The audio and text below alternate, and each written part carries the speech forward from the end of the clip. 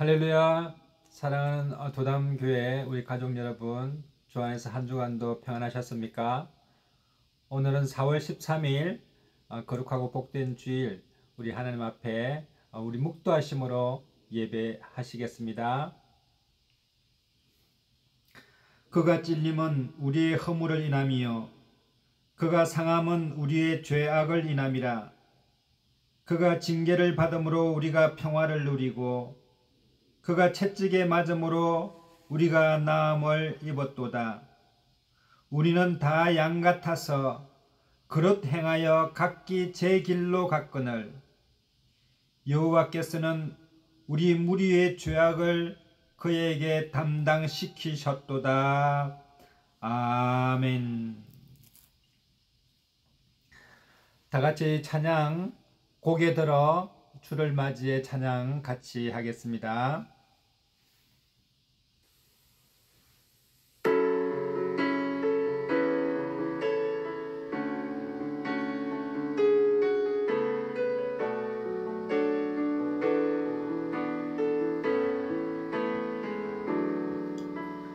고개 들어 주를 맞이해 엎드리어 경배하며 찬양.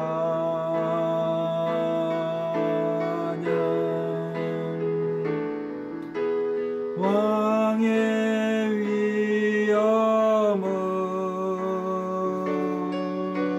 신령과 진정한 찬양으로 영광 돌려 만왕의 왕께 고개 들어 주를 맞이해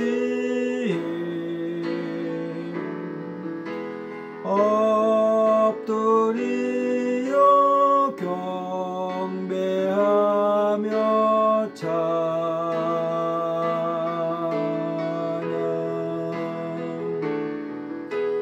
왕의 위엄을 신령과 진정한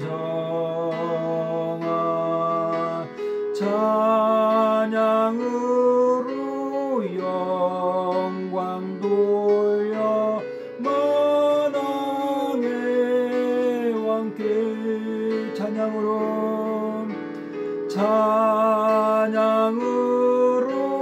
영광 돌려 만왕의 왕께.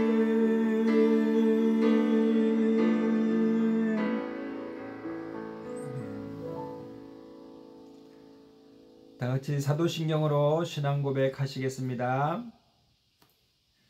전능하사 천지를 만드신 하나님 아버지를 내가 믿사오며 그 외아들 우리 주 예수 그리스도를 믿사오니 이는 성령으로 잉태하사 동정녀 마리아에게 나시고 본디오 빌라도에게 고난을 받으사 십자가에 못 박혀 죽으시고 장사한 지 4일 만에 죽은 자 가운데서 다시 살아나시며 하늘에 오르사 전능하신 하나님 우편에 앉아 계시다가 저리로서 산자와 죽은 자를 심판하러 오시리라. 성령을 믿사오며 거룩한 공회와 성도가 서로 교통하는 것과 죄를 사하여 주시는 것과 몸이 다시 사는 것과 영원히 사는 것을 믿사옵나이다. 아멘.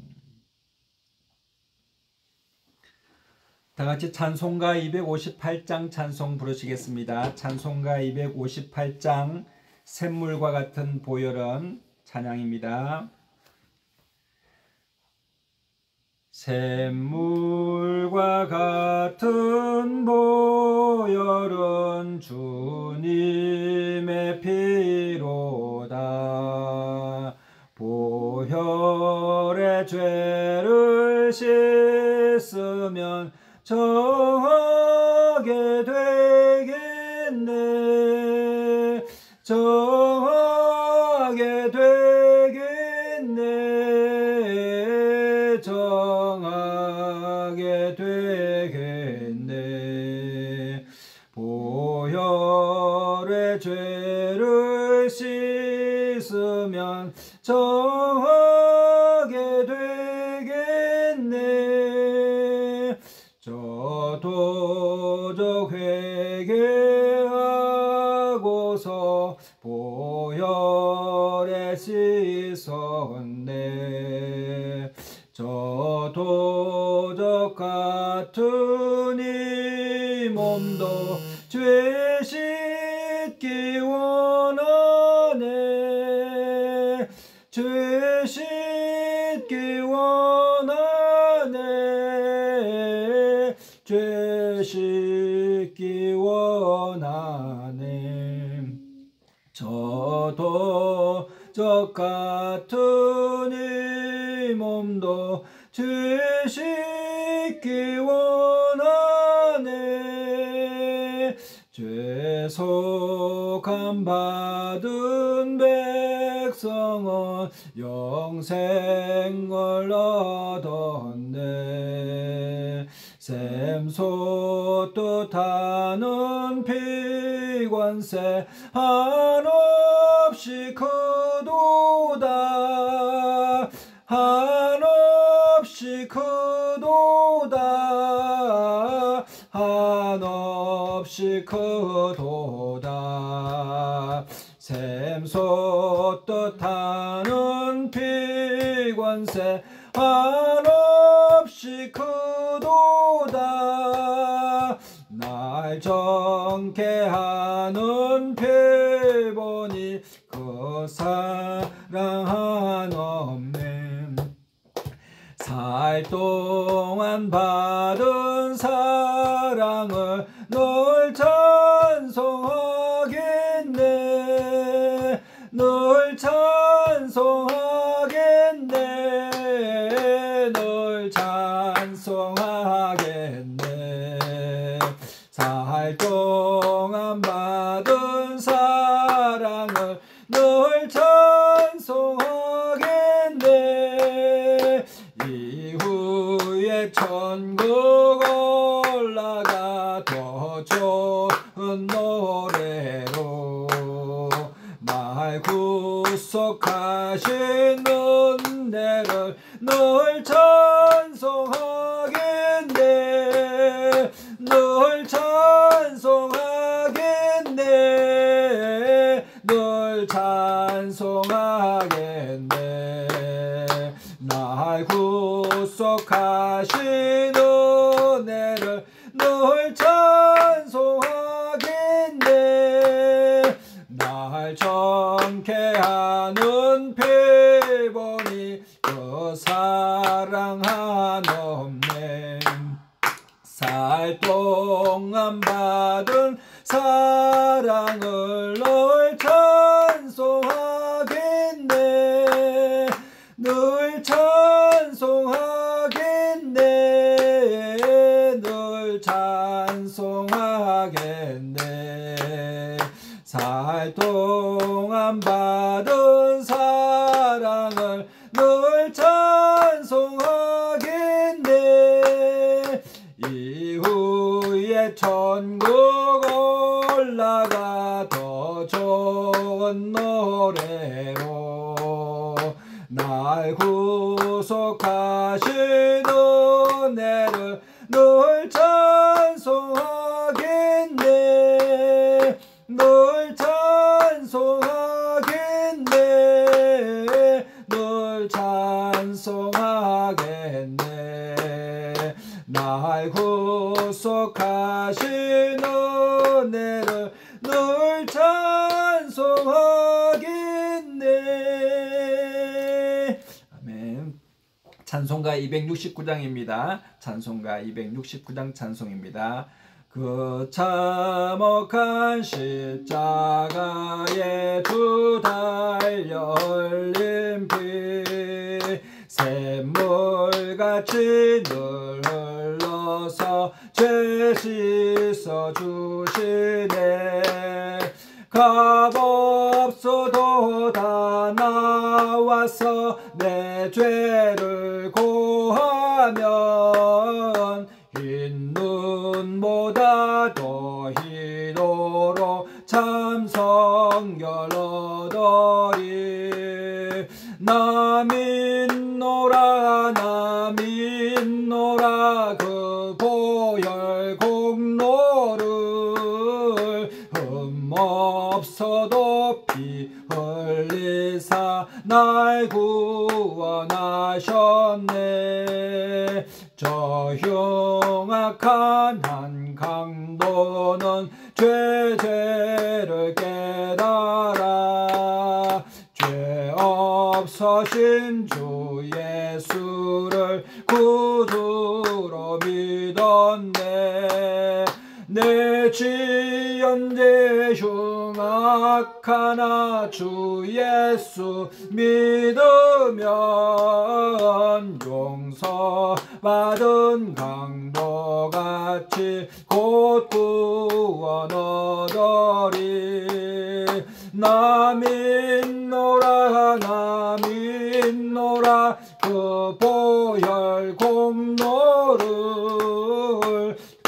흠없어도 피 흘리사 날 구원하셨네.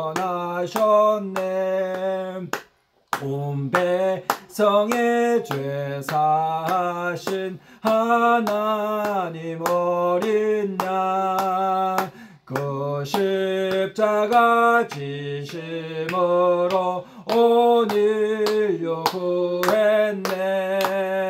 저 영원한 새 나라에 다 같이 모여서 금검은고한 곡조로 새 노래 부르리. 나 믿노라 나 믿노라 그 보혈 공로를 흠없어도 피 흘리사 날 구원하셨네. 나 믿노라 나 믿노라 그 보혈 공로를 흠없어도 피 흘리사 날 구원하셨네. 사랑과 은혜가 충만하신 하나님 은혜를 감사합니다.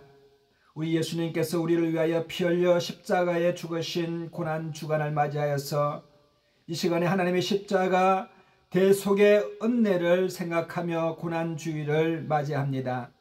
거룩하고 복된 주일날 우리 도담교회 성도님들 하나님 아버지 각 처에서 온라인에서 하나님 앞에 신령과 진정한 마음으로 하나님 사랑하는 마음으로 하나님께 예배하기를 간절히 원합니다. 오늘 이 시간에 하늘의 문을 열어주셔서 하늘의 신령한 꼴과 땅의 기름짐으로 충만하게 하여 주시고 우리 성도님들 모든 막힌 담들이 무너지게 하여 주셔서 관계가 회복되게 하여 주시고 하나님과의 막힌 담이 십자가를 통하여 회복되는 이 시간 될 수 있도록 역사하여 주시옵소서. 한 주간도 죄와 허물과 험과 부정 가운데 더러워진 우리 심령을 예수님의 십자가의 물과 보혈로 정결케 하여 주셔서 하나님을 발견하게 하여 주시고 하나님을 찾아가는 이 시간 될 수 있도록 역사하여 주시옵소서. 우리 도담교회 성도님들 각 가정마다 자녀들에게 주님께서 기름 부어주시고 머리 위에 성령으로 충만케 하여 주시고 보혜사 성령님께서 지켜주시고 안위하여 주셔서 그 마음 가운데 하나님 비전을 갖게 하시고 꿈을 갖게 하시고 소망을 갖게 하셔서 기쁨으로 즐거움으로 하나님을 섬겨 나갈 수 있는 귀한 자녀들 되게 하시며 자녀들에게도 존귀의 존귀를 다하여 주셔서 온 민족 가운데 하나님 아버지 머리가 되게 하여 주시고 다스리는 자 하나님 아버지 또 또 리더가 되게 하여 주셔서 다음 세대를 이끌 수 있는 귀한 자녀들 될 수 있도록 보혜사 성령님 역사하여 주시옵소서.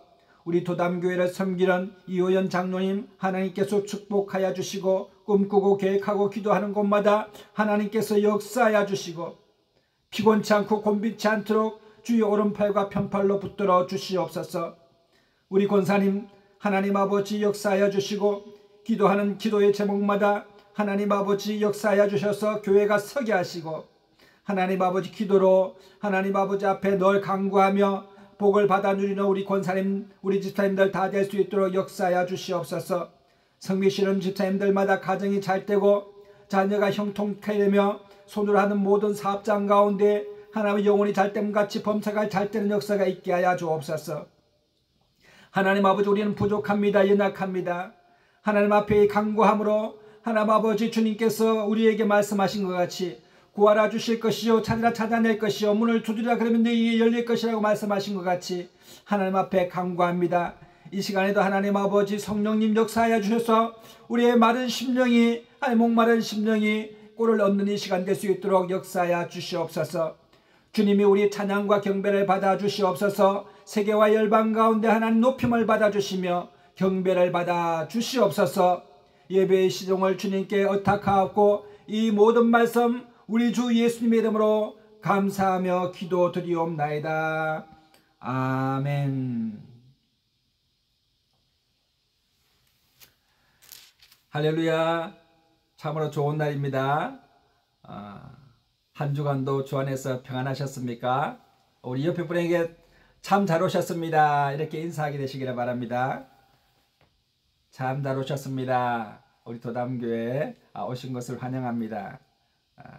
우리 옆에 분에게 한 주간 수고하셨습니다. 승리하셨습니다. 여러분 지난 한 주간도 각자의 삶의 현장에서 또 가정에서 또 너무나 수고하셨습니다. 그리고 경제나 또 더 나은 삶을 위해서 정말 참고 인내하시며 일하시는 우리 도담교회 성도님들 정말 아름답습니다. 우리 예수님께서도 늘 말씀하신 것처럼 아버지께서 일하시니 나도 일하신다 라고 말씀하셨는데 우리 정말 우리 도담교회 성도님들 아이 돌보시느라 또 가정일 또 돌보시느라 또 사업장의 일 돌보시느라 직장에서 얼마나 수고가 많으십니까? 정말 너무 수고하셨습니다. 승리하셨습니다. 오늘 본문 말씀은 요한복음 19장 30절에 나오는 말씀인데요. 제가 읽어드리겠습니다. 연이어서 히브리서 9장 13절과 14절도 제가 읽겠습니다.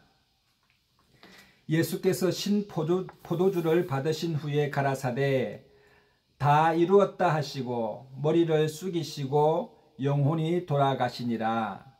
히브리서 9장입니다. 염소와 황소의 피가 및 암송아지의 죄로 부정한 자에게 뿌려 그 육체를 정결케 하여 거룩케 하거든 하물며 영원하신 성령으로 말미암아 흠없는 자기를 하나님께 드린 그리스도의 피가 어찌 너희 양심으로 죽은 행실에서 깨끗하게 하고 살아계신 하나님을 섬기게 못하겠느뇨 하는 말씀입니다.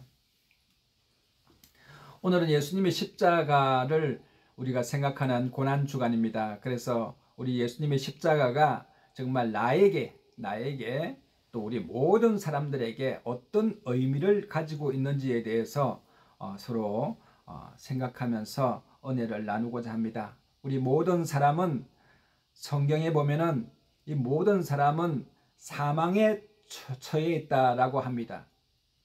모든 사람이 죄를 지었음에 그 결과가 사망에 이르고 반드시 죽게 된다는 것이 인간의 실존입니다.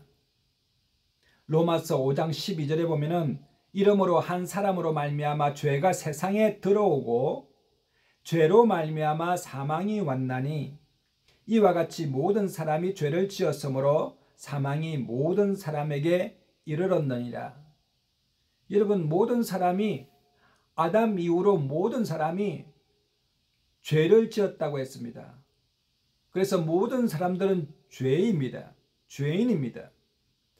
죄인은 하나님의 법에 의하면 반드시 사망한다라고 말씀하셨습니다. 그래서 하나님의 법이 역사를 통해서 증명되었습니다. 모든 사람이 죽었습니다. 과거에 살아있는 사람이 아무도 없습니다. 다 같이 사망에 처해져서 모든 사람이 죽었습니다.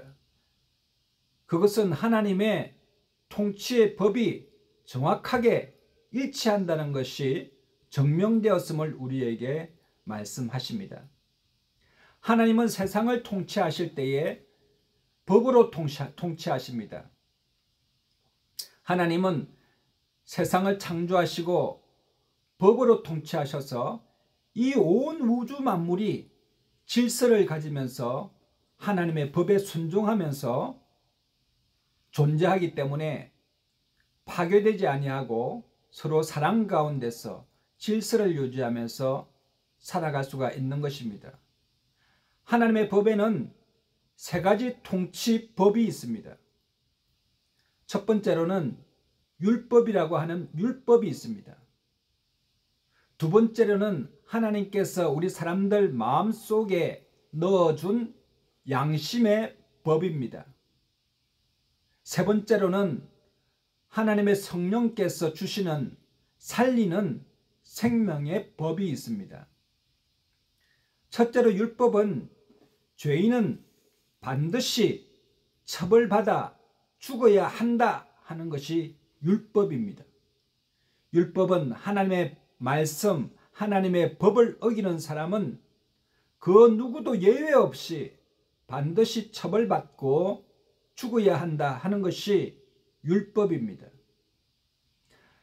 만약에 하나님의 법이 깨어져서 죄인이 벌을 받지 않는다면 그것은 무법천지가 되며 하나님이 안 계시는 결과로 받아들일 수밖에 없는 것입니다. 반드시 죄인은 벌을 받아야 한다 하는 것이 하나님의 율법입니다. 또 변함없는 것은 하나님의 율법은 의인은 복을 받아야 한다 하는 것이 하나님의 율법입니다. 두 번째로 우리는 양심의 법을 살펴보겠습니다. 양심의 법은 자신이 죄인임을 깨달은 사람이 죄인이라서 죽을 수밖에 없지만 어떤 사람이 주님, 하나님, 저는 참 죄인입니다. 저를 용서해 주시옵소서 라고 하는 사람이 있다고 한다면, 만약에 그렇게 자기 죄를 깨달은 사람이 있다고 한다면 그 사람도 죽어야 합니까? 라고 질문하는 것이 우리 마음속에 있는 양심입니다. 자기 죄를 깨닫고 용서를 비는 사람은 용서해 주는 게 맞는가 아닌가? 그것이 옳은가 아닌가? 라고 말하는 것이 우리의 양심의 법입니다. 하나님께서는 우리의 심령 가운데 양심의 법을 인정해 주십니다. 만일 우리가 우리 죄를 자백하면 저는 미쁘시고 어로우사 우리 죄를 사하시며, 여러분 죄인이라 할지라도 그냥 율법에 바로 적용하는 것이 아니라 자기 양심이 깨달음을 받아서 회개하는 심령을 죽여서 되겠는가, 살려야 되지 않겠는가 하는 것도 하나님의 법이라는 것입니다. 그래서 우리 죄를 사하시면 모든 불의에서 우리를 깨끗게 하실 것이요 예수의 피가 우리를 모든 죄에서 깨끗게 해 주실 것이다 하는 것입니다. 또 양심의 법 중에 한 가지는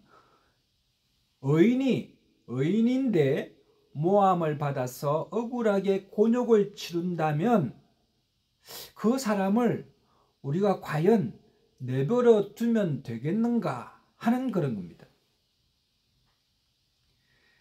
의인인데 억울한 누명을 써서 감옥에 간다고 하면 그 사람에게는 뭔가 보상을 해줘야 되지 않는가 하는 그런 것도 우리의 양심입니다. 양심이 있는 사람과 양심이 없는 사람이 있습니다. 양심이 없는 사람은 어떤 사람입니까? 자기가 죄인인데 반드시 벌을 받았고 반드시 사망에 처해짐에도 불구하고 내가 무슨 죄인이냐 라고 하는 사람은 양심이 화인 맞은 사람, 거짓말하는 사람, 속이는 사람이 됩니다. 내가 죄인인데도 벌을 받는 것이 내가 잘못한 게 뭐가 있어 라고 하는 사람, 이런 사람은 자기 자신을 속이는 자라고 성경은 기록하고 있습니다. 만일 범죄하지 아니하였다고 하면 하나님을 거짓말하는 자로 만드는 것이요 라고 말씀하셨습니다. 여러분, 그러므로 하나님께서는 이 율법과 양심의 법에 의해서 세상을 통치하시는데 또 다른 법이 있으니 그것이 뭐냐면 성령의 법입니다. 여러분, 성령의 법은 뭐냐면 율법과 달리 율법은 우리 사람의 바깥에서 우리를 감시하는 법입니다. 그러나 성령의 법은 우리 심령에 모세의 돌비를 우리 마음의 신비에 하나님의 율법을 새기셔서 우리가 율법을 완벽히 지킬 수 있도록 돕는 성령의 법입니다. 그래서 우리가 연약하여서 하나님의 율법을 지킬 수 없을지라도 성령님이 우리 심령에 오시게 되면 율법을 지킬 수 있는 사람으로 변화시켜버리는 것이 성령의 법입니다. 성령님, 저는 안 됩니다. 성령님, 생각나게 하여 주시고 가르쳐 주시고 인도하여 주옵소서. 환영합니다. 모셔드립니다. 이곳에 임재하여 주셔서 나를 인도하여 주옵소서라고 기도하면 성령님께서 그곳에 가셔서 그 사람을 인도해 주어서 하나님의 율법에 적합한 사람으로 만들어 주신다는 것이 성령의 법입니다. 여러분, 우리 사람은 연약하여서 하나님의 법을 지킬 수가 없고 인생을 살아가다 보면 죄 짓지 않는 사람이 없습니다. 그러므로 여러분, 우리 힘으로 우리의 능으로는 하나님 앞에 나아갈 자가 아무도 없다고 성경은 기록하고 있습니다. 그러면 우리가 하나님의 법을 어겼으므로 모두가 다 사망에 처해져야 하는 것이 하나님의 뜻입니까? 아닙니다. 하나님은 우리 모든 사람이 구원을 이루기를 하나님은 원하십니다. 그래서 하나님께서는 우리에게 무슨 법을 새롭게 주셨느냐? 따라하겠습니다. 믿음의 법. 믿음의 법입니다. 여러분, 이 믿음의 법이라는 거 하는 것은 여러분, 우리가 예수 그리스도를 믿기만 하면 여러분 구원에 이른다는 놀라운 법입니다. 로마서 3장 21절에는 이제는 율법 외에 하나님의 한 의가 나타났으니 율법과 선지자들에게 증거를 받은 것이라고 말씀하고 있습니다. 여러분, 율법 외에 하나님의 한 의가 나타났는데 그것이 바로 예수를 믿으면 구원을 받는다라고 하는 믿음의 놀라운 새로운 법이 나타나게 된 것입니다.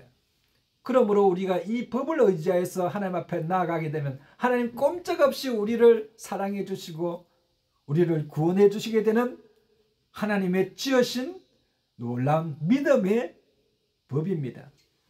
복음에는 하나님의 한 의가 나타나서 믿음으로 믿음에 이르게 하나니 기록된 바 오직 의인은 믿음으로 말미암아 살리라 라고 말씀하셨습니다. 로마서 10장 13절에 누구든지 주의 이름을 부르는 자는 구원을 얻으리라고 말씀하셨습니다. 여러분, 그러므로 누구든지 주의 이름을 부르는 곳에 누가 오시느냐? 성령님이 오셔서 생명의 법으로 역사하셔서 날마다 살아나게 잘되게 역사해 주시는 성령의 법이 우리 심령 가운데 임하시게 되는 것입니다. 누구든지 주의 이름을 부르는 자는 성령님께서 그곳에 임재하십니다. 누구든지 예수의 이름을 부르는 곳에 성령님이 함께 하시고 임재하십니다. 누구든지 예수의 이름을 부르는 곳에 어둠이 물러가고 빛으로 성령님이 역사하시는 것입니다. 누구든지 십자가의 보혈을 찬송하는 곳에 성령님께서 그곳에 임재하셔서 여러분 우리를 구원케 하시는 성령의 법입니다. 그러므로 성령님이 오시게 되면 우리가 영원한 삶을 살게 되는 놀라운 은혜가 임하게 되는 것입니다. 이처럼 하나님께서 우리에게 믿음의 법을 허락해 주셨는데, 여러분, 믿음의 법이 그냥 공짜로 우리에게 임한 것은 절대 아닙니다. 우리는 예수님의 십자가의 고통의, 죽음의, 처형의 완성을 통해서 그것이 우리에게 값없이 임해진 것입니다. 그러므로 이 믿음의 법이라는 것이 얼마나 귀하고 감사한지 모릅니다. 저는 오늘 여러분들과 함께 십자가라고 하는 것이 역사적으로 사실적으로 얼마나 두려운 형벌이었는지에 대해서 서로 나누고자 합니다. 십자가라고 하는 것은 과거에 로마 주변에 있던 지중해 지역에 페르시아라고 하는 곳이 있는데, 페르시아의 바사 왕이 십자가 형을 창시하고 난 이후에 많은 지중해 연안의 나라들이 십자가 처형을 많이 했었습니다. 그런데 로마가 지중해 지역을 다 통폐합하고 난 이후에는 십자가 처형을 아무나 어떤 나라나 할 수 없게 하고 오직 로마만 십자가 처형을 할 수 있는 권한을 가짐으로써 지배력을 높이려고 했습니다. 십자가 처형에는 세 가지 죄목이 있어야지만이 십자가에 처형할 수가 있었습니다. 첫 번째로 로마의 황제를 배반하고 자신이 로마의 왕이 되고자 하는 자는 십자가에 반드시 처벌해야 된다는 법이 있습니다. 두 번째로는 큰 전쟁에 나가서 대패하여 그 군사들을 이끌고 반란을 꾀하는 자가 십자가 처형에 처해졌습니다. 세 번째로는 주인을 살해한 노예를 십자가에 처형했습니다. 빌라도가 예수님을 신문할 때 네가 왕이냐 했을 때 이것이 바로 네가 반역자이냐, 십자가에 달릴 만한 죄가 성립되느냐 하는 그런 질문이었습니다. 그러나 예수님은 내가 이 세상의 왕이 아니니라. 나는 만물의 주인이라. 나는 만왕의 왕이니라. 이렇게 말씀하셨습니다. 한갓 로마의 왕이 아니라 우리 하나님은 온 우주 만물을 통치하시는 우리 예수님은 왕이시라고 말씀함으로써 여러분, 십자가에 죽으실 이유가 전혀 없는데도 죄 없으신 예수님이 십자가에 달리셨습니다. 여러분, 유대 역사학자 요세푸스에 의하면 예수님께서 십자가에 달리신 이후에 주 70년경에 예루살렘이 로마의 티토 장군에게 함락되고 예루살렘 헤롯 성전이 파괴될 때 수천 명의 십자가 처형이 있었습니다. 여러분, 예수님 그 십자가에 달리신 십자가의 처형에는 사형 선고를 받은 사람은 절차에 의해서 십자가에 달리게 됐습니다. 죄를 지어서 재판에서 유죄 판결을 반드시 받아야 합니다. 그리고 죄목이 확실하고 증거가 확실하면 누가 봐도 유죄라고 인정될 때에만 십자가의 형에 처해졌습니다. 그래서 죄인이라고 해서 모두 십자가에 처형되는 것이 아니라 죄목이 정치적 반영에 또 죄질이 심히 악랄하여 유죄 판결을 받았으며 증거가 사실적이어야 했습니다. 그러한 죄인 중에서도 최고의 악질한 죄인을 본보기로 십자가형에 처한 것입니다. 여러분, 십자가가 얼마나 고통스럽고 참혹하면 여러분, 이렇게 증거에 신문에 사실적 증거를 확인해서 명확히 드러날 때에만 십자가형에 처하게 된 것입니다. 십자가 판결을 받게 되면 태형이라고 하는 채찍을 맞게 됩니다. 채찍은 몇 줄의 가죽 끈에서 동물 뼈 조각을 붙여놓고 쇠붙이를 달아서 죄인의 등을 내리치는 형태로서 죄인의 등을 발가벗겨 가지고 나무 기둥에 묶은 뒤에 2명의 로마 병정이 번갈아 가면서 죄인의 등짝이 너덜너덜할 때까지 쉴 새 없이 채찍질을 가하는 것입니다. 살점을 모두 떼어내는 것입니다. 살점이 떨어져 나가고 혈관이 파열되며 근육이 터져 흘러내리고 등뼈가 보일 정도로 너덜너덜해지도록 내리치는 채찍 태형을 맞아야 합니다. 예수님은 얼마나 태형을 심하게 맞으셨는지 몸 형태가 구분을 못할 만큼 되어 로마 병사들조차도 고개를 돌렸다고 합니다. 채찍 태형이 끝나면 죄인은 등에 십자가를 지고 형장으로 이동하게 되는데 큰 길, 중앙길을 가로질러 가야 합니다. 많은 사람들이 그 광경을 보면서 절대로 저 사람처럼 동일한 죄를 짓거나 로마 황제에 대한 반역을 계획해서는 안 되는구나 하는 것을 철저히 각인시킵니다. 사람들이 웅성거리면서 침뱉고 욕하고 손가락질을 합니다. 십자가를 맨 죄수 앞에는 로마의 병사가 이 십자가 죄수의 죄목이 적힌 패를 들고 앞서 나갑니다. 마음으로도 그러한 죄를 품으면 똑같은 형벌에 처해진다는 것을 본보기로 보여주는 것입니다. 십자가 행진이 끝나서 처형장에 도착합니다. 처형장은 도시 외곽의 큰 도로변에 사람들이 잘 지나다니면서 볼 수 있는 곳에 조금 높은 언덕 위에 있습니다. 십자가에 달리기 전에 사람들이 보는 앞에서 죄수의 옷을 모두 벗깁니다. 예수님에게서는 특별히 썰get한 포도주를 예수님께 마시게 하였지만 예수님께서는 거부하셨습니다. 십자가의 기둥은 항상 박혀져 있고 가로로 된 팔을 고정하는 나무에 죄수를 누이고 양손에 손바닥과 손목 사이에 정같이 생긴 못을 18cm 이상 20cm 되는 아주 사각진 못을 박아서 손을 단단히 고정시킵니다. 여러분, 이 손바닥과 손목 사이는 정중 동맥이 지나가는 자리로서 그 고통이 얼마나 심한지 크루스파이, 여러분 영어로 이야기하면 극심한 고통이라는 단어의 이 뿌리가 여기에서 나왔습니다. 십자가형에서 나왔습니다. 장렬통이 얼마나 심한지 몰핀을 맞아도 통증을 가라앉힐 수 없을 정도의 사람이 느끼는 가장 큰 통증이었습니다. 정맥이 터지면서 피가 흘러내리기 시작합니다. 발 뒤꿈치에 복숭아 뼈를 관통하는 발에 못을 박았습니다. 여러분, 복숭아 뼈가 살짝만 부딪혀도 얼마나 아픕니까? 거기에 사각형 아주 두꺼운 못으로 발을 고정시킵니다. 밧줄을 묶어서 이제 사람을 죄수를 달아 올리면 십자가 형태가 이루어집니다. 못 박힌 팔이 몸무게 때문에 처지면 어깨가 빠져버립니다. 온몸의 관절들도 시간이 지나면서 서서히 빠져버립니다. 양팔이 위에 들려서 못 박힌 채로 있으니 숨을 제대로 쉴 수가 없습니다. 숨을 좀 들어 마시려고 몸을 움직이게 되면 발목과 손목의 상상을 초월하는 통증으로 말미암아 숨을 내쉴 수조차도 없게 됩니다.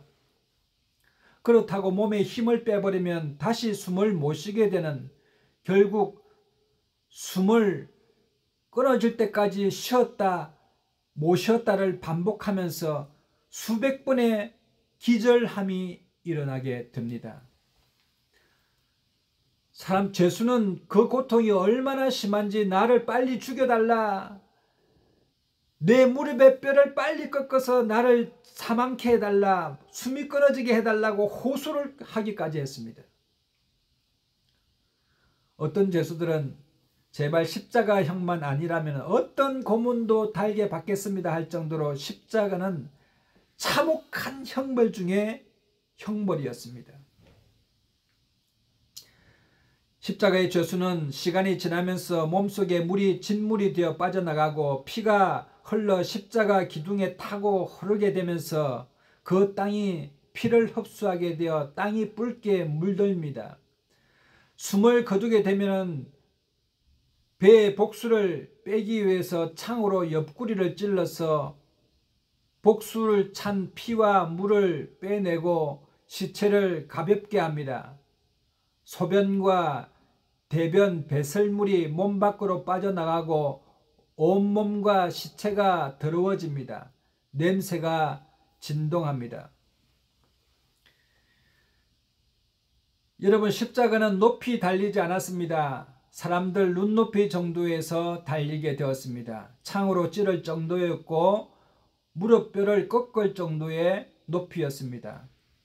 숨이 붙어 있는 죄수들은 일정에 따라서 빨리 죽일 수도 있었습니다. 죄수의 무릎 관절을 몽치로 쳐서 뼈를 꺾어버리면 즉시 사망하게 되었습니다.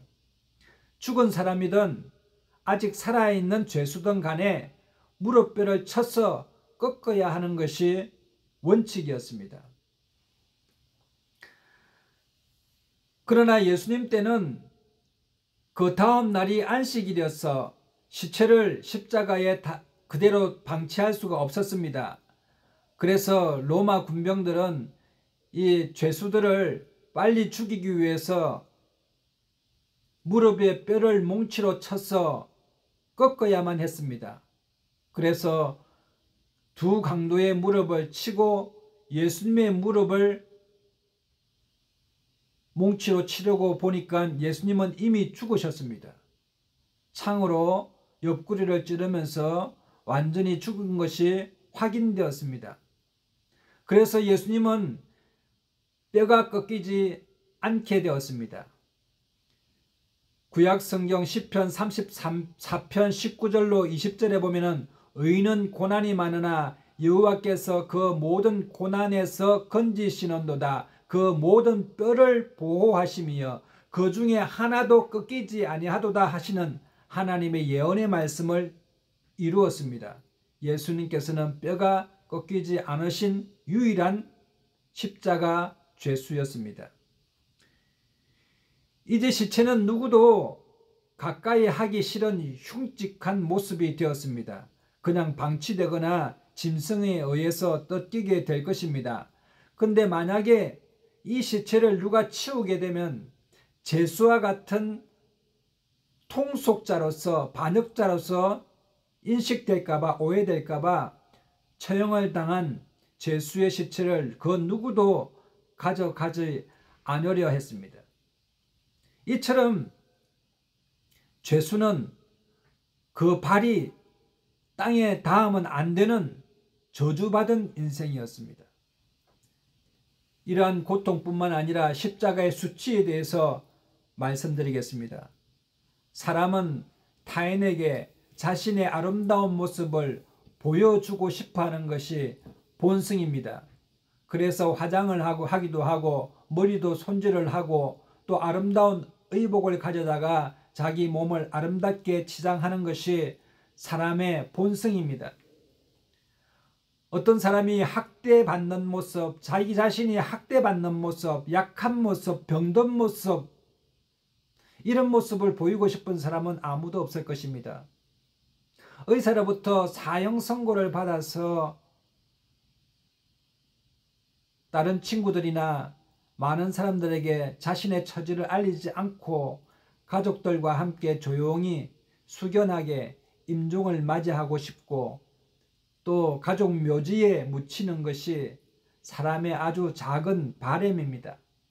하지만 십자가 처형은 이 작은 바램까지도 용서하지를 않습니다. 십자가의 수치는 견딜 수 없는 모욕이었습니다. 몸이 발가벗겨져서 온몸이 피투성이가 되어 있고 소변과 대변이 새어나오고 통증과 거친 호흡과 찢어지는 듯한 신음소리를 내어야 합니다. 사람들이 이 장면을 구경하듯이 쳐다보고 조롱하고 모욕한다면 여러분의 심령은 어떨까요? 십자가에 달린 죄수는 악에 바칩니다. 그래서 욕을 해대기 시작합니다. 저주에 담긴 말을 입으로 내뱉습니다. 십자가에 달려서 비명을 지르고 발악을 합니다. 원한과 도끼를 품고 눈을 뒤집으면서 뭘 쳐다보냐고 하면서 구경하는 사람들에게 저주를 퍼붓고 욕을 합니다. 그리고 자기가 억울하다고 소리치면서 죽어서도 내가 복수하리라, 죽어서도 복수하리야. 여러분, 침뱉고 욕하고 너희 새끼들 잘 사느냐 보자, 내가 이 세상에 더 못 죽이고 가는 게 아니다. 온갖 저주를 퍼부으면서 발악을 하고 몸부림을 칩니다. 예수님 옆에 있는 강도도 마찬가지입니다. 살인, 강도, 폭력을 저지른 자기 자신의 죄는 보지 않고 왜 나를 안 구해주냐고 소리칩니다. 하나님에 대해서도 욕합니다. 이러고도 하나님이 살아계십니까? 하나님, 당신이 하나님이면 나를 좀 십자가에서 내려주십시오라고 합니다. 인간성의 죄성의 바닥을 그대로 보여주고 있습니다. 십자가 앞에서 구경하는 사람들은 더 이상 그 처참한 광경과 십자가에 달린 죄수가 입으로 쏟아내는 그 저주를 받기 싫어서, 그 도끼와 악기를 받기 싫어서 다 도망가 가버리고 멀리 떠나버리고 마는 것입니다. 눈뜨고 볼 수 없을 정도의 참담한 상황입니다. 그리고 그 죄수들은 이제 죽게 되면은 그 시체를 땅에 밟지 못하게 합니다. 그래서 십자가의 나무에서 매달린 채로 죽고 썩어가게 됩니다. 어떨 때는 짐승이 뜯어먹게 됩니다. 고대 사람들은 죄인이 땅을 밟는 것을 그 땅이 저주를 받는 것으로 생각을 했습니다. 그래서 고대 사람들은 자기가 죽어서 땅에 장사되지 못하는 것을 엄청나게 불명예와 수치와 공포로 생각했습니다. 여러분, 그래서 나무에 달린 사람은 저주받은 사람입니다. 땅에 장사되지 못한 사람은 저주받은 사람입니다. 그래서 당시 사람들 중에서는 이 십자가의 처형이 얼마나 참혹하고 두려운 십자가형인지, 십자가 처형이 마치고 나면은 사람들이 십자가에 박혀있는 못, 끈들을 가져가기 시작합니다. 왜냐하면 내가 받을 이 십자가 처형을 이 사람이 대신 받은 걸로 생각하고 마치 그것을 부적처럼 가지고 다니면서 애군들이 올 때에는 나는 이미 죄의 대가를 받은 사람인데 우리 집에는 애군이 오지 말라라고 하면서 부적처럼 가지고 다녔다고 합니다. 십자가 처형에 관여한 대못이나 밧줄, 건등을 부적처럼 몸에 지니고 다니면서 전염병이나 우환을 막아주고 악기를 물리치고 부정을 깨끗하게 해주며 그런 마력이 있다라고 생각을 했습니다. 우리 집은 십자가의 죽은 자처럼 이미 죗값을 지불했으므로 전염병아 우환아 더 이상 우리 집에 와서 괴롭히지 말라는 그런 신념을 가지고 있었다는 것입니다. 그래서 고고학자들은 십자가 처형이 있었던 그 장소에 가면은 못을 발견할 수도 없었고 밧줄을 발견할 수도 없었다라고 합니다. 여러분, 이러한 십자가가 역사 속에서 사라지게 된 것은 로마가 예수님 십자가 처형 이후에 300년 이후에 콘스탄틴 대제가 로마의 통일을 이루면서 로마를 기독교로 개종하면서부터 밀라노 칙령에 의해서 십자가가 이제 법으로 완전 금지되고 폐지되었습니다. 예수님께서 이런 고통과 고난을 통해서 우리에게 주신 것이 바로 믿음의 법입니다. 그것이 바로 하나님의 의의 법입니다. 죄 없으신 예수를 믿음으로 말미암아 우리가 구원함을 받게 되는 것입니다. 여러분, 지나가는 사람들은 자기 머리를 흔들면서 예수를 모욕하고 이르되 아하 성전을 헐고 사흘에 짓는 자여 네가 너를 구원하여 십자가에서 내려오라 하고 그와 같이 대제사장들도 서기관들과 함께 희롱하여 서로 말하되 저가 남은 구원하였으되 자기는 구원할 수 없도다. 십자가에서 내려올지어다. 그러면 우리가 믿겠노라. 하나님께서 저를 기뻐하시면 내려오게 하실 텐데 하나님께서도 응답하지 아니하시노다 하면서 예수님을 모욕하였습니다. 여러분, 예수님께서는 내려올 수 없었던 것이 아니라 십자가에서 내려오지 않기로 결정하신 것입니다. 예수님께서 십자가에 내려오셨다고 한다면 믿음의 법은 우리에게 주어지지 않습니다. 모든 사람이 율법을 지켜야 되고 율법을 하나라도 어긴 사람은 다 사망에 처해야 되는 우리의 인간의 실존이었습니다. 그러나 예수님께서 그 모든 고통과 수치를 다 받아내시고 이겨내셔서 여러분, 오늘날 우리가 믿음으로 말미암아 구원을 받는다라고 하는 놀라운 하나님의 법칙을 우리에게 새로 만드신 분이 우리 예수님이십니다. 예수님이 이제 숨을 거두실 때에 낮 12시부터 오후 3시까지 여러분, 하늘에 어둠이 시작되는데 역사 이래로 하늘이 이렇게 정오에 어두워진 적은 없었다라고 과학자들은 이야기하고 있습니다. 예수님께서 십자가에 달리셔서 다른 제수들처럼 욕하시거나 발악하시거나 저주하시지 아니하시고 예수님께서는 어머니를 보시면서 여자여 보소서 아들이니이다. 보라 저분이 내 어머니라 하시고 많은 사람들을 보면서 아버지여 저희를 사하여 주옵소서 자기의 하는 것을 알지 못함이니이다 하면서 사람들을 용서해 주셨습니다. 십자가의 죄수들은 저주하였지만 우리 예수님은 용서하셨습니다.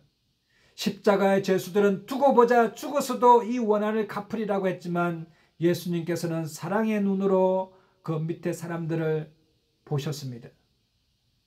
예수께서는 엘리 엘리 라마 사박다니 소리치시고 내가 목마르다 하시니 사람들이 신 포도주를 적신 해면을 우슬처에 메어 예수님의 입에 대니 예수께서 신 포도주를 받으신 후에 이르시되 다 이루었다 하시고 머리를 숙이니 영혼이 떠나가시니라.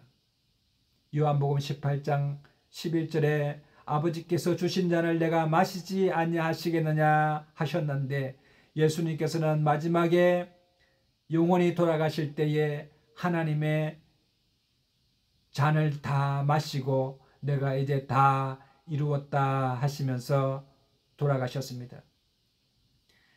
요한복음 19장 35절에는 이를 본 자가 증언하였으니 이 증언은 참이라 라고 말씀했습니다.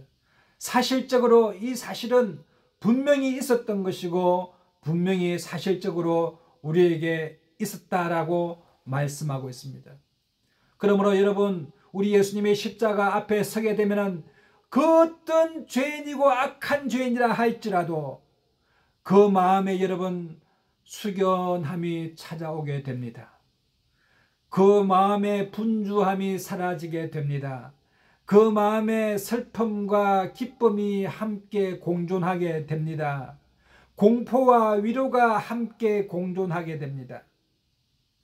욕망과 정욕이, 안목의 정욕이 십자가 앞에서 다 사라지게 되고 허무와 소망이 공존하게 됩니다. 썩고 부정한 양심이 정결하게 되며 죽은 양심이 살아나게 됩니다. 어두운 양심이 눈을 떠서 자신의 죄성을 밝게 비추어 꿰뚫어 보는 역사가 일어나게 됩니다. 그리고 오직 예수 그리스도의 십자가 공로만이 나의 죄를 씻을 수 있음을 고백하게 됩니다. 뿐만 아니라 예수님이 나의 그리스도, 나의 하나님이십니다. 고백하게 되는 역사가 일어나게 되는 것입니다. 여러분, 십자가 앞에 서면 우리는 정말 숙연해집니다. 어떠한 인생의 정욕과 안목의 기도가 통하지 않습니다. 사람이 본론으로 돌아가게 되어 있는 것입니다. 그러므로 우리의 기도가 하나님 앞에 바른 기도인지 하나님의 뜻에 맞는 기도인지 아닌지를 알기 위해서 가장 좋은 방법은 피 흘리시는 십자가 앞에서 기도해 볼 때 내 기도가 정말 살찌고 비대한 기도인지를 확인할 수가 있게 되는 것입니다. 하나님이 세상을 이처럼 사랑하사 독생자를 주셨으니 이런 저를 믿는 자마다 멸망치 않고 영생을 얻게 하려 하심이라고 하는 믿음의 법을 소유하셔서 하나님 주시는 놀라운 구원의 축복을 받아 누리는 우리 도담교회 성도님들 다 되시기를 예수님의 이름으로 축복합니다. 다 같이 찬송가 619장 찬송 부르시면서 하나님 앞에 헌금 드리시겠습니다. 619장입니다. 놀라운 거 이름 놀라운 거 이름 놀라운 거 이름 예수 내 주 전능의 왕이요 만물의 주시니 놀라운 그 이름 예수 내 주 선하신 목자 또 영원한 판서 전능의 하나님 경배 드리며 찬양 드리세 놀라운 그 이름 예수 내 주 놀라운 그 이름 놀라운 그 이름 놀라운 그 이름 예수 내 주 전능의 왕이요 만물의 주시니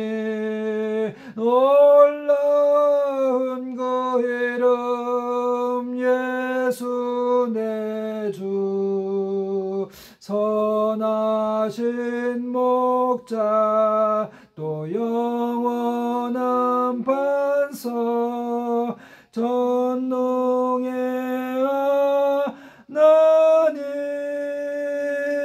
하나님 경배 드리며 찬양 드리세 놀라운 그 이름 예수 내 주 아멘. 여러분에게 좋은 일이 납니다. 오늘 이 시간에 드리신 헌금을 위하여 우리 기도하겠습니다. 혹시 몸이 아픈 분들은 아픈 부위에 믿음으로 손을 얹으시고 마음에 소원이 있는 분들은 가슴에 손을 얹으시면 제가 위하여 기도하겠습니다. 참으로 도신 하나님 오늘을 감사합니다. 하나님의 어린 양 독생자 예수 그리스도를 우리에게 이 땅에 보내주셔서 십자가의 참혹한 죽음으로 말미암아 우리를 믿는 자들마다 구원케 하시는 길을 열어주신 우리 하나님께 찬양과 경배를 올려드립니다. 오늘 이 시간에 내가 죄인임을 고백하는 심정 가운데 하나님 역사하여 주셔서 병마가 물러가게 하시고 치료가 나타나게 하시고 기적이 나타나게 하시고 회복의 역사가 나타나게 하시며 구원으로 역사하여 주시옵소서. 믿음의 기도는 병든 자를 일으킨다고 주여 말씀하셨사오니 내가 나사렛 예수 이름으로 명하노니 우리 성도님들 몸에서 질병이 떠나갈지어다 병마야 물러갈지어다 어둠이 떠나갈지어다 회복의 역사가 나타날지어다 믿음의 성령의 법이 임할지어다. 하나님 아버지 강건케 하여 주시옵소서. 마음의 소원이 있어서 가슴에 손을 들었습니다. 하나님 아버지 기도하고 간구하는 제목마다 응답하여 주시고 하나님의 소망 가운데 거하게 하시며 하나님 아버지 비전을 가지고 하나님 주신 소망 가지고 살아갈 수 있도록 힘과 용기를 허락하여 주시옵소서. 오늘 이 시간에 하나님 아버지 구별하여 11조헌금 감사헌금 성교의 예물 주일 헌금 드렸습니다. 하나님 드린 손길 가운데 주님께서 복의 복을 더하여 주시고 들어가도 나가도 복을 받게 하여 주시며 가정과 생활과 범사 가운데 하나님의 놀라운 은총을 경험하는 기덕의 삶을 살아갈 수 있도록 인도하여 주옵소서. 이 예물이 사용되는 곳마다 하나님 나라가 확장되게 하시고 세계와 열방 가운데 주 예수 그리스도의 복음을 널리 전하는 데 귀한 예물 되게 하여 주시며 하나님을 기쁘시게 하고 찬양하는 데 귀한 예물 되게 하여 주옵소서. 이 예물을 주님께서 홀로 협양하여 주실 줄로 믿사옵고 우리 주 예수님의 이름으로 감사하며 축복하고 기도드리옵나이다. 아멘. 지금은 우리 주 예수 그리스도의 놀라우신 은혜와 하나님 아버지의 극진하신 사랑하심과 성령님의 감화감동 교통 인도 내주 축복하심이 우리 구주 예수 그리스도의 십자가의 공로를 믿고 하나님께 의지함으로 이름을 부르며 나아가기를 원하는 우리 도담교회 모든 성도님들과 가정과 자녀들과 생업 가운데와 이 나라와 민족과 세계와 열방 가운데 대한한국협회 도담 선교 현장 가운데 이제로부터 영원토록 함께 하시옵기를 간절히 축원하옵나이다. 아멘.